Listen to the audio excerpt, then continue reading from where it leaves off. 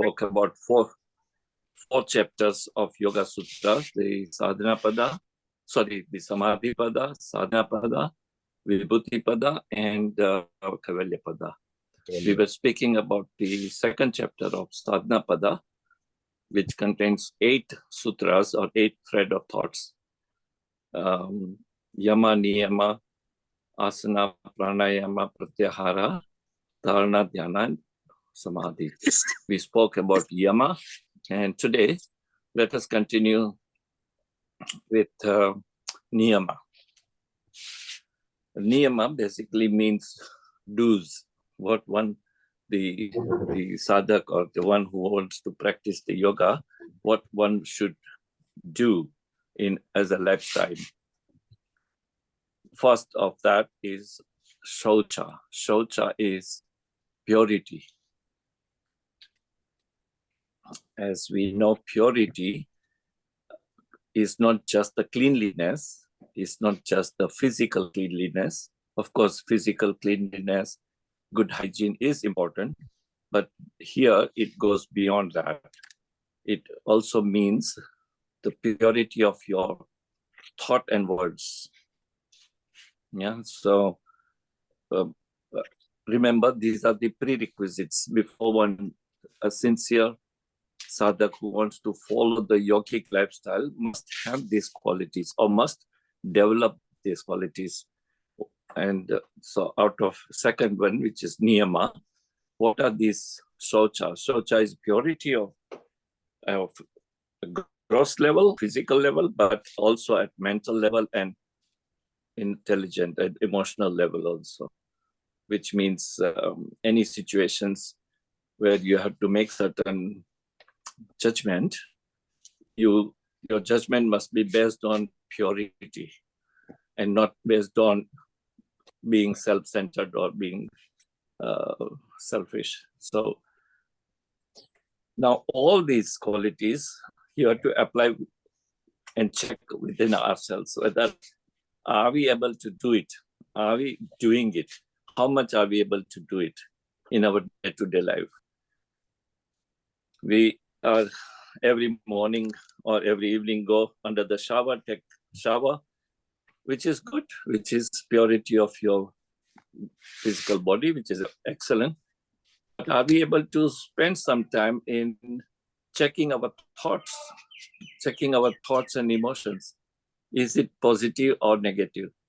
If it is negative, can we put a check on it and work upon improving our emotions and thoughts and be in awareness to create positivity?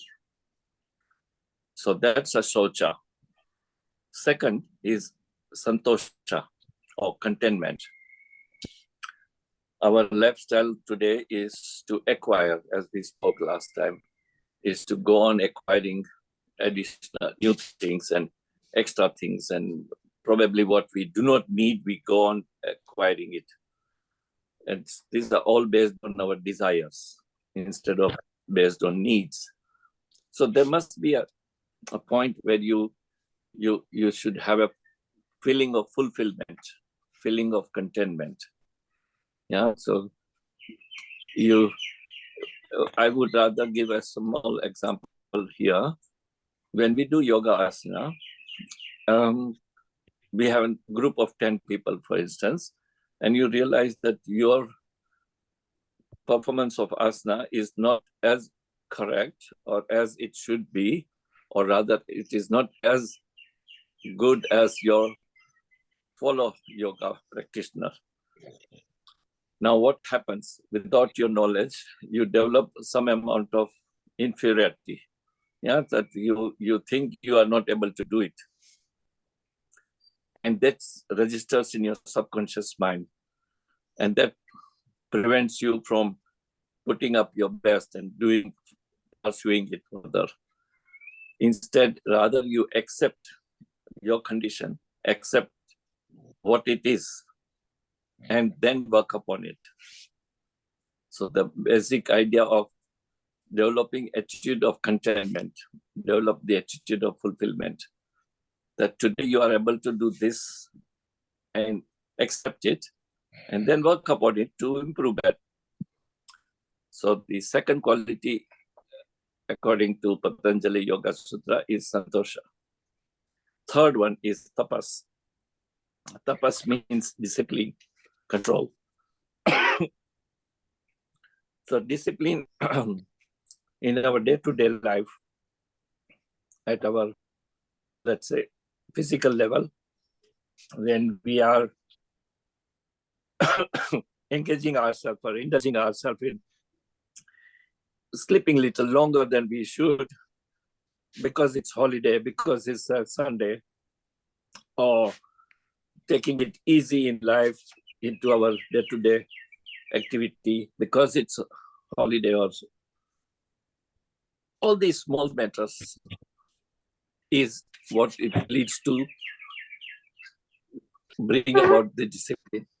If you are aware that you have to be up and do your yoga sadhana in the morning, no matter what day it is, holiday or not holiday, if you practice this, it not only brings a discipline in your activity, but it develops the discipline at the mental level.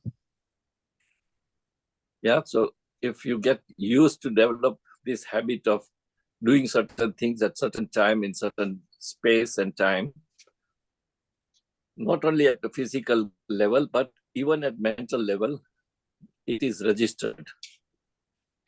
And therefore, it is also mentioned that not only the time that you follow different things, for example, your eating habit, you eat looking at the clock, yeah, because that's the mind conditioning, whether you're hungry or not, but you eat, end up eating whatever, lunch or dinner or whatever, because it's, you look at the time.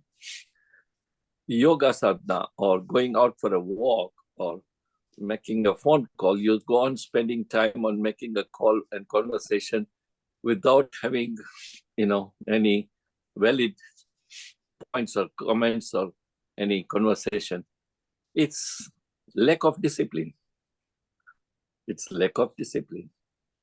So discipline here would mean part of your lifestyle, not just, I remember how important it is to be on time, to follow the discipline of time is that you be on time all the time. For whatever reason you are not on time, you should be aware that you close your whatever meeting or your conversation on time. You can't start it, but at the end on time. Idea is to have this discipline at mental level. The next one is svadhyaya or nidhyabhyas or study or following your abhyas, reading the literature, doing your worship or doing your yoga practice or sitting for meditation. This must be done on a daily basis, on everyday basis. If you need to sleep every day, if you need to eat every day, so is necessity to sit time. You have to have time to sit for meditation every day. Unless you spend some time to yourself. What is meditation? We all spoke about it. Meditation is not that you have to do anything. Not doing is your meditation. And this is what we need to learn. Stop doing. Remain being. Just be who you are, what you are, where you are. Just be. In other words, just try to focus your attention on your breathing, for instance. There are many methods, of course.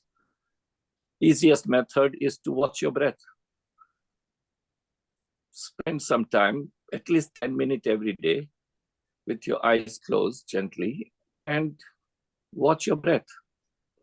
Let other thoughts come. Don't worry about it. That's the activity of your mind. Let it happen. But bring back your attention to your breathing.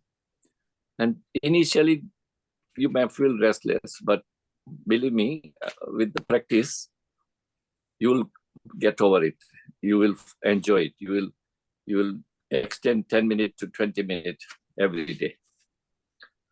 So this Swadhyay, this every day, Nidhyabhyas is important. Yoga Sutra, as we have spoken, it's not important that you are able to do asanas, how many asanas, how well you do. More important, are you able to do your breathing exercise well? Are you able to do your pranayama every day? And most important, are you able to be yourself in silence and stillness? Close your eyes to go within yourself. Yeah, the eyes and ears and nose and skin is our indriyas, our tools to perceive the world. Try to shut it as much as possible so that you draw attention to check this wonderful body, this wonderful system that we have within ourselves, how it works. And finally, it leads to a point as to what is it that enables our body, our mind to function as the source. Yeah. So meditation, that's Nidhyabhyas. That's every day without fail.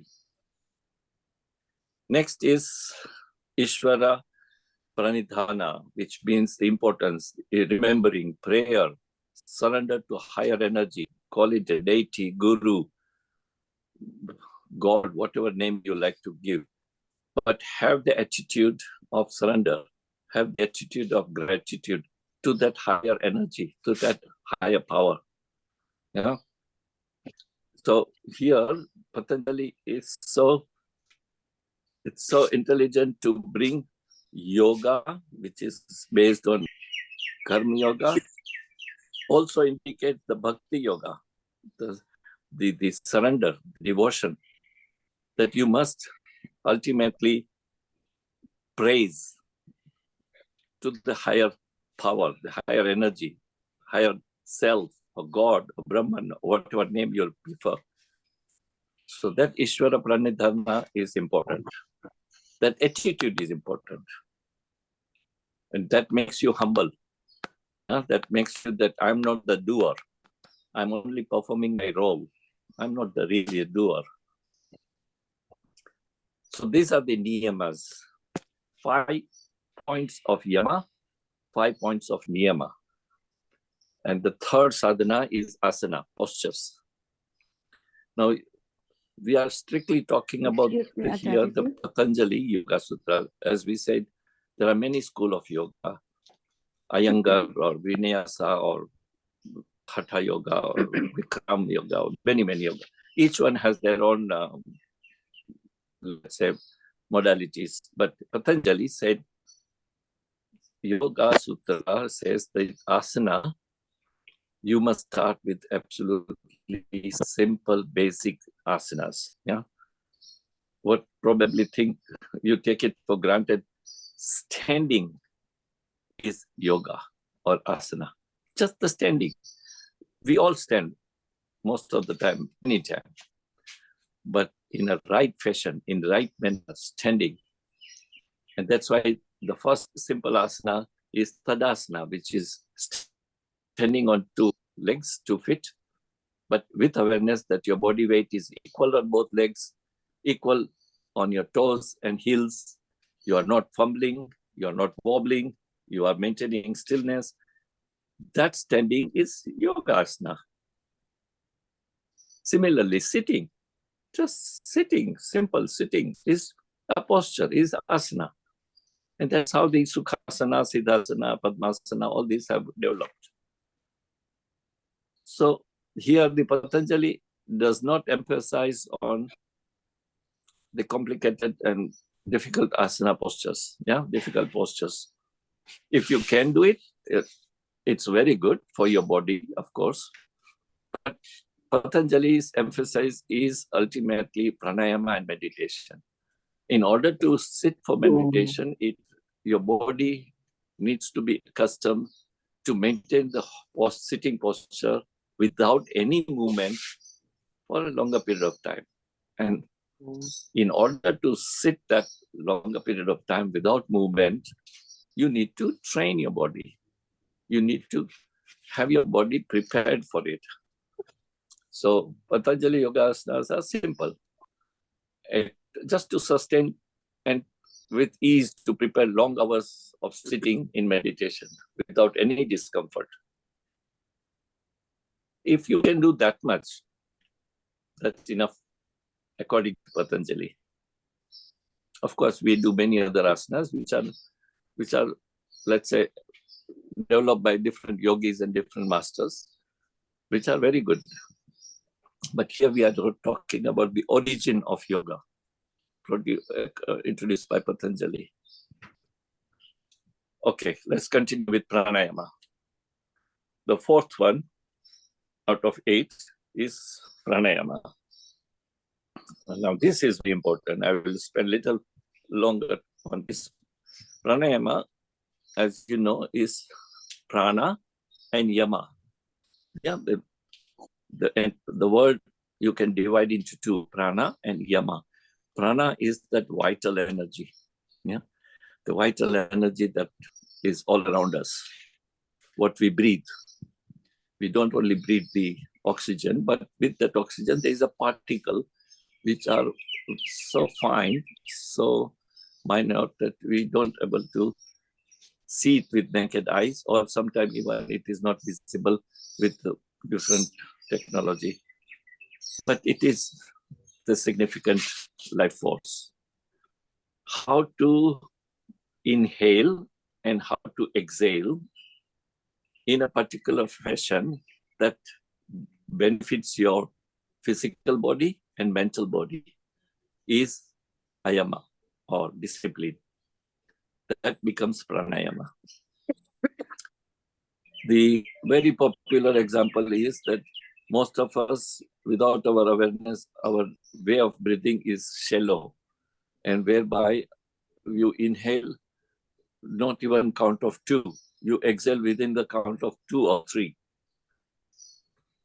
Extremely shallow. Now, what happens when you inhale? You are taking the prana, that substance, that vital force. Because it is such a short inhalation, the intake of prana is much less. In our lungs alone, it is believed to have 7 million cells. Now, with that shallow breathing, with short breathing, the prana is only provided to approximately 20 to 25% of your total cells in lungs alone. Other cells remain dormant. They remain inactive. Now, the idea of pranayama is to have a long inhalation whereby you take more prana, more oxygen, more vital energy, significant, so that it goes around your lungs and throughout your body. It energizes your body. It activates your cells in your lungs. And the cells then perform their job, keeps you healthy, your immunity system improves. So very simple, basic scientific reason of discipline, control breathing, which is pranayama. So this discipline breathing stabilizes the modification of your mind. Moment you sit for pranayama and we say, let us do Anulom Vilom or let us do Kapalbhati, what happens to you? I always say, watch what is the effect of your asana or pranayama. Try to see what happens by doing certain asana and pranayama. For here, the pranayama, if you do any of these pranayama, after completing that pranayama, you feel at ease, you feel at peace, you feel it's a feel-good factor. What happens feel-good factor? Scientifically, chemically speaking, it releases certain hormones, certain chemicals that affects our hormones, and that brings about the quietness, the peace, feeling better than before doing the pranayama. So, and the other reason is that our mental activity, number of thoughts reduces. By doing whatever breathing that we're doing, we're gaining energy through that vital force. 70% of that energy is consumed by our brain alone. Approximately 70%. Now imagine the brain, in other words, the mind, if your number of thoughts are reduced, the consumption of energy drops. And when you drop the energy consumption in your brain is less active. And when it is less active, it experiences that peace. It experiences that contentment. That's probably the right word, contentment. You feel at ease. And that's the reason of pranayama. Day when you feel you struggle to get a sleep at night, and if you do certain pranayama, enables you to fall in sleep. Why? Because by inhaling in certain fashion or exhaling in certain manner, that breathing pattern relaxes your nerves, relaxes your nerve system, and reduces the activity of your brain or your mind. And so then your body needs a rest, and so is your brain or mind needs a rest. And that's the result of your certain pranayama to get a good sound sleep. So it also stabilizes the modification. Modification is the vritti. Yeah, chitta vritti nirodha. That's the definition of yoga based on pranayama. It reduces the flow of thoughts in your mind. It also improves the condition of your internal organs. We all know that different Kapalbhati, for example, works on your internal organs. Your small intestine, big intestine, kidney, pancreas, liver, your heart, all these important organs in our body gets more energy. It energizes. And when it gets more energy, it performs well. And when it performs well, it makes you feel healthy. It's simple as that. So the breathing is also connected to your nervous system, as we just spoke.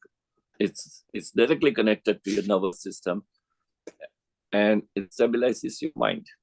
Now, we all speak about pranayama, which is basically prana, but there are actually more than prana itself. There are 5 classes of activity of prana. Based on its activity, names are given. For example, apana, which is known as apana vayu. Then samana vayu is another, udana vayu, and then vyana vayu, and last is prana. These are the 5.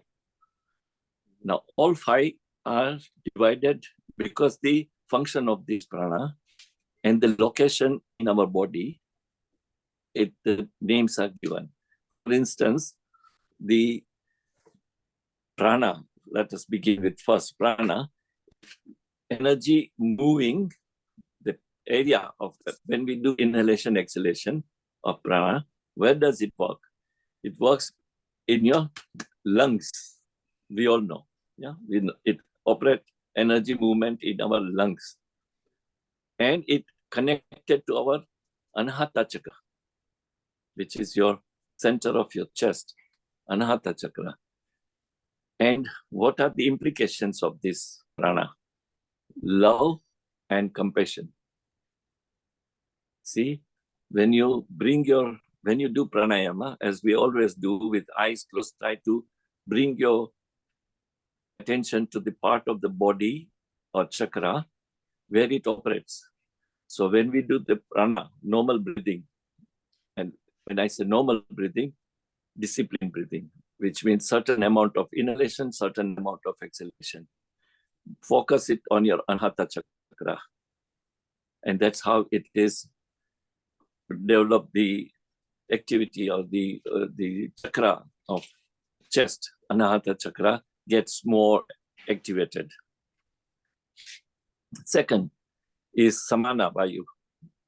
So in prana, what we inhale, there are it comes, the process is that you inhale, it comes to lung, and then it's distributed.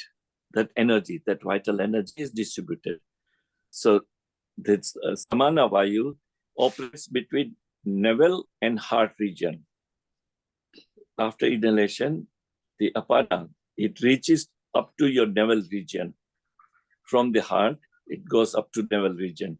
So the samana vayu is energy between navel and heart, and it is associated to Manipura chakra. It is associated to Manipura chakra, and it helps for digestive system, basically intestine. So you see, when we do breathing pranayama, all this should be known as in our subconscious mind. By inhalation, it's not just for our lungs, it works on different chakras, and it benefits different organs. Yeah. Next is apanavayu. What is apanavayu? Apanavayu is the energy moving downward. So from Manipura, below Manipura, so it goes to Swadhisthana and Muladhara chakra. And it is mainly associated to Muladhara. And so when we do bandhas, for example, in Kriya Yoga, when we do Mahabandha and when you do Mula Bandha, the prana that you take, that's why long inhalation, long exhalation, and then hold your breath to hold your Mula Bandha. And it works for your, physical bodily sweating that happens to us, perspiration, or when we have the vomiting, sometimes we throw up,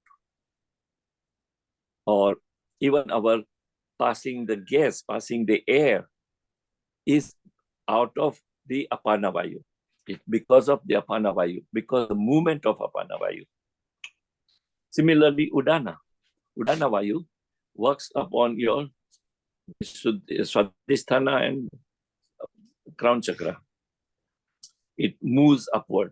From Visuddhi, it goes upward. So when we do the Visuddhi chakra of Jalandhara Bandha, for instance, for Jalandhara Bandha, your Udana Vayu works. It is energy that moves upward from Visuddhi chakra upward. And it is this that brings about the mental clarity, mental alertness, awareness, alertness, clarity, self-expression. All this comes about because of your Udana Vayu is dominant, is prominent. And then comes last Vyana. Vyana Vayu is the energy moving outward from the center of all your body. So first in a right sequence is prana, then comes Vyana. Vyana is helping through the different nerve system, the energy is distributed throughout the body to the blood vessels. So that's Vyana. Now these are the 5 activities of our prana. Prana, Vyana, Udana, Samana, and Apana. So that is why the Patanjali emphasized on pranayama more than following the asanas. Last, not last, but one before last, Pratyahara. This is very important. Pratyahara is withdrawing of your sense gratification, activity of sense gratification. It's withdrawal of sense gratification in order to peaceful meditation. Withdrawal from the sense is essential, especially the sense of hearing, sense of seeing, sense of touch, all these different touch. Try to restrict, try to withdraw in order to sit longer for meditation and effective meditation. Mind free of pursuing sense gratification is lifelong practice to let mind and senses in control. This is to bring total awareness to dharana and dhyana for a long time. So you try to sit for dharana and dhyana, but your sense organs are busy and very active. You smell something interesting, your thought, your mind will be attracted to that. Or you see something beautiful and your, through that sense of eyes, your mind is distracted. So idea is to withdraw from all these, let's call them a door, to feel, to touch the world, withdraw or close it or restrict it. And that helps to sit in dharana and dhyana for a longer period of time. So pratyahara is withdrawal of your sense gratification. Next, dharana.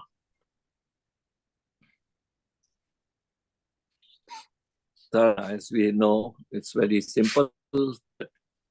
You try to have an object or a subject in your mind with your eyes closed. Try to focus on that. Total attention on that dharana. It could be anything. Of course, the Patanjali and Yoga Sutra and the other literature emphasize that your dharana must be more dharmic, more religious-based, more spiritual. Instead of taking a dharana of a beautiful person or a lovely holiday, which is also a dharana, but instead it says that have image of your deity, image of your teacher, image of your guru, master, yeah, or certain sloka, certain sound, certain chanting. That kind of dharana improves the spiritual values, enhances it. But more important is to hold on to that dharana, which is then becomes your dhyana. Now that's challenging. Right now, if you have to look at, let us say, a flower, you can look at flower easily.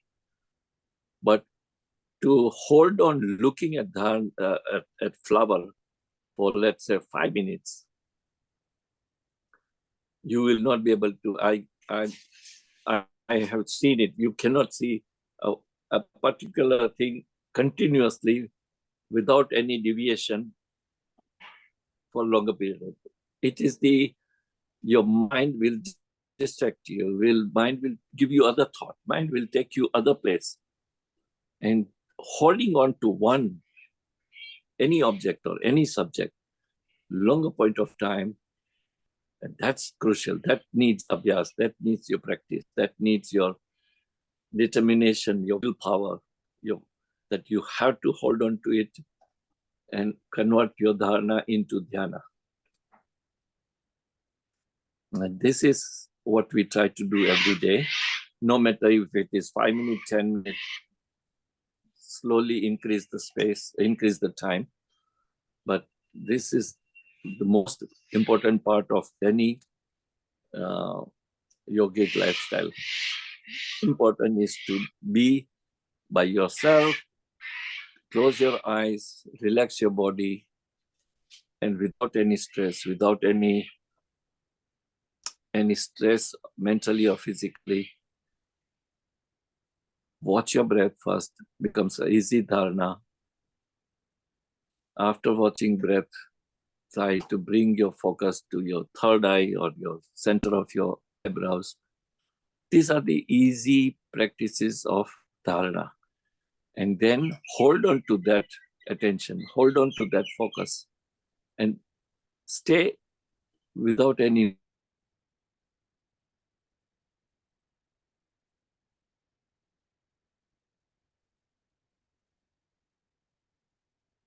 of the most important out of all what we've spoken. Last is samadhi. And as I said, samadhi is something which usually happens. You cannot be in samadhi by yourself, the mind, which means you are in state of total thoughtlessness, mindlessness. Now that usually you can only prepare yourself, but it requires more than your effort, which is the grace. I call it grace. Yeah, so that's samadhi. Now samadhi, there are different kind of samadhi, savikalpa samadhi, nirvikalpa samadhi. For us at this point of time, best is to continue sitting on dharana and dhyana, and that's it. Let whatever, just watch your emotions, watch your feelings, watch what happens after you finish your dharana and dhyana. Do you feel like getting up and get busy immediately, or your physical and mental attitude is to slow down, to begin your day slowly? If it is, that is the attitude, that means you have gained certain benefit out of sitting on dhyana. But if you open your eye and straight away get busy, which means you have not slowed down your mental activity. So I can go on talking about this long, but I think at this point of time, this should be sufficient, that we know about the 8 principles of Yoga Sutra. The next chapter is the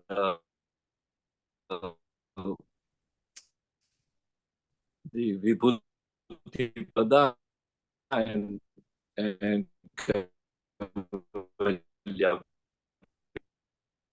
Vibhuti Pada is by it is in the yoga in a right fashion, they attain the supernatural power. And there are living examples even now that out of the yogic practice, they have gained, or they are in position to have what for us a very supernatural power, to the extent that they can be seen at 2 places at a time. That means they can actually be physically be seen at 2 places at one time. And that's the yogic power as an example. Or they can enter through a solid matter. Yeah, we need the door to open to go out or in from one space to other space. They have yogic power that need no door. They can pass through the solid wall to go to the other side of the space.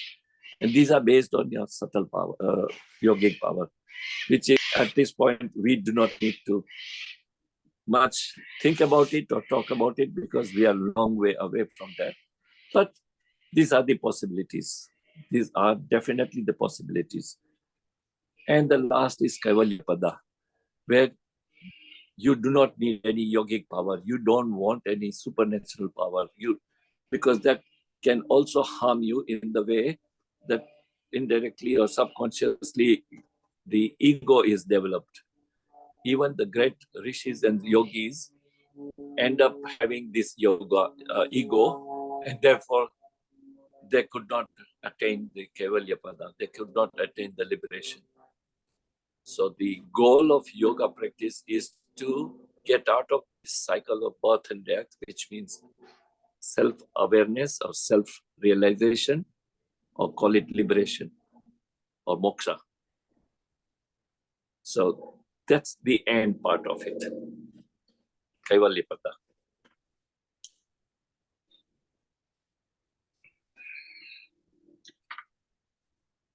So I would end here, and have few minutes, couple of minutes to talk.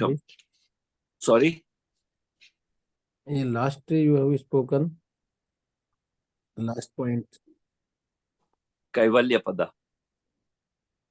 Kaivalya Pada is liberation by practicing the yogic lifestyle.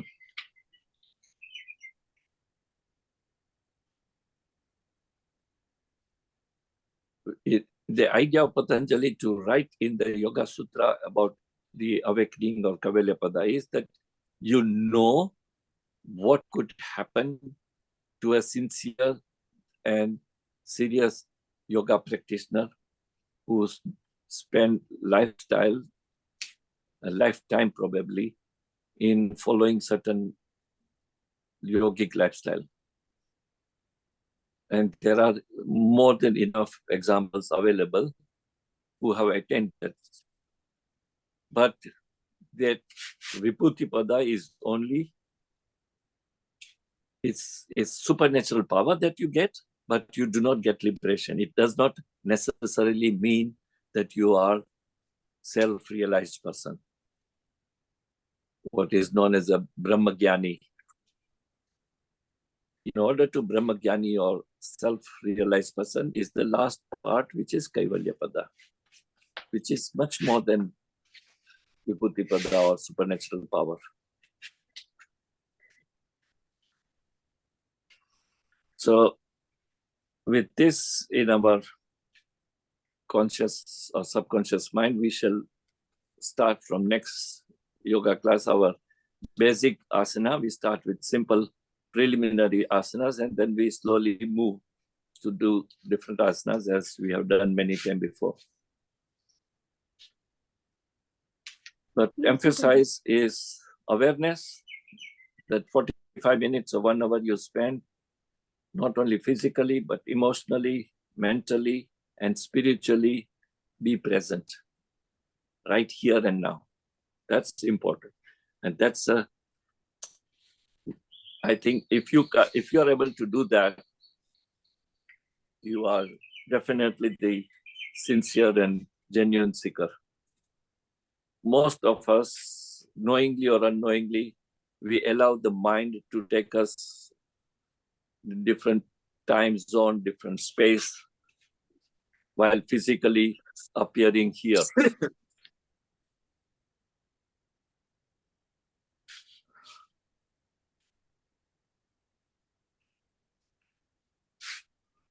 And I'm sure you have remembered to pour some cold water before we started this morning.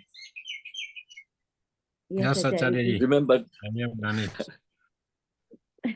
and see what happens every day when you do this. See what changes. There are subtle changes that start happening, physical level and mental level. And yes, also drink some warm water as we complete. So if there are no questions, let us conclude with the prayer.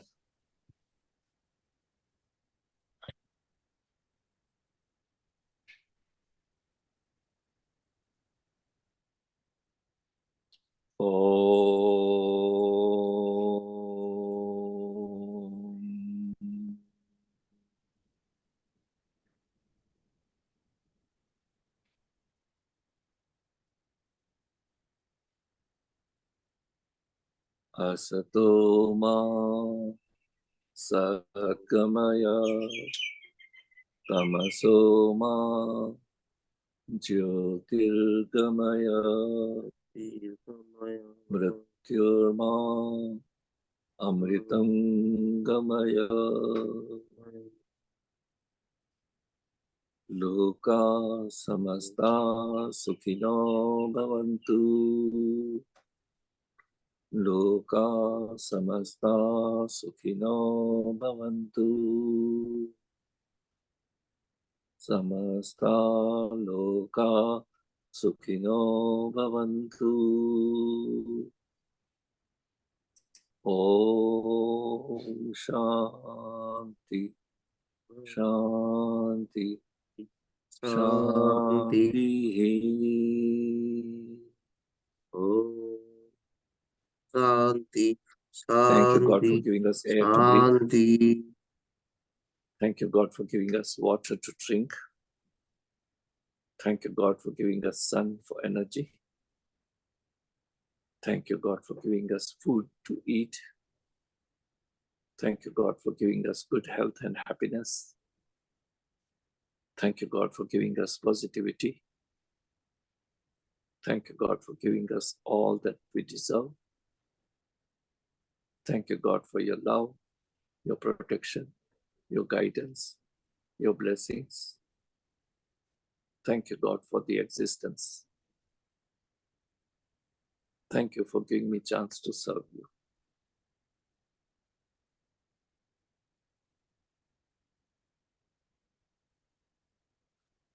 Thank you. Thank you, Acharya ji. Thank you so much. Thank you, and wish you have a very good day. Thank you, I wish the Acharya ji. same, Acharya ji. Thank Thank you you. very much. Hey.